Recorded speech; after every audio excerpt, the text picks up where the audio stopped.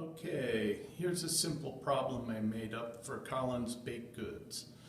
From the written description down there, you can see we have three constraints, one for mixing, one for baking, and one for taste testing.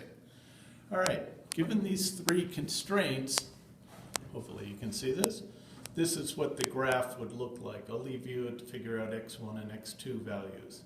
So look at the mixing, or first look at the feasible region, which I have shaded in red.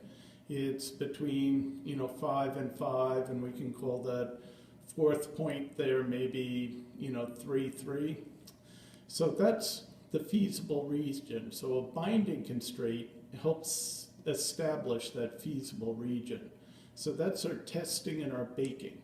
If you look at the mixing, it's way out there, and it really doesn't affect the feasible region. So that's a redundant constraint. In other words, it doesn't limit us at all, so it's redundant. The amount of redundancy is measured in slack. All right, let me just draw it out for you really quick. Okay, what I've done here is just drawn in some the coordinates for you. You can see at 3, 3, I'm estimating that intersection of taste and bake to be about 3 of each, whereas mixing would be somewhere around 10 of each. I'm probably a little off in my drawing there, but you get the idea. So I would have 7 units of slack in both x2 and x1 for mixing.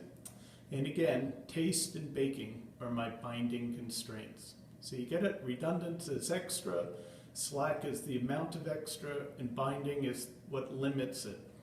The one thing you want to look at is, look at point D, 5 and 0.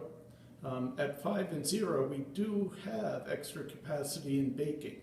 So in that case, there would be extra slack in baking, as opposed to on the x2 axis, 0, 5, we'd have 5 units of slack for tasting.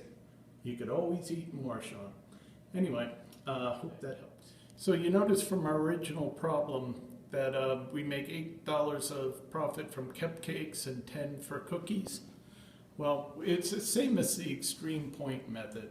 We just take the different coordinates from the graph, we plug them into the profit equation, which is our $8 for cupcakes and $10 for cookies, and you can see our optimal solution is point C with $54 of profit.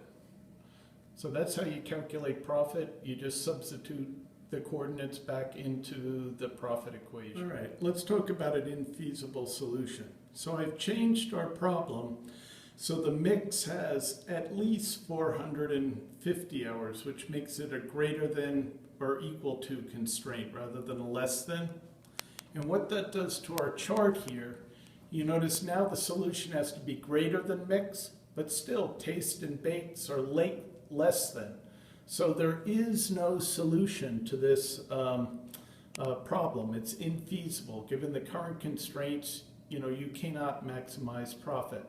So simply, either you've got to ask for more resources so you can get a solution. You have to ask your boss or whomever for more resources, or you decide not to do it because you can't make a profit. So it's either one of those two is an acceptable answer.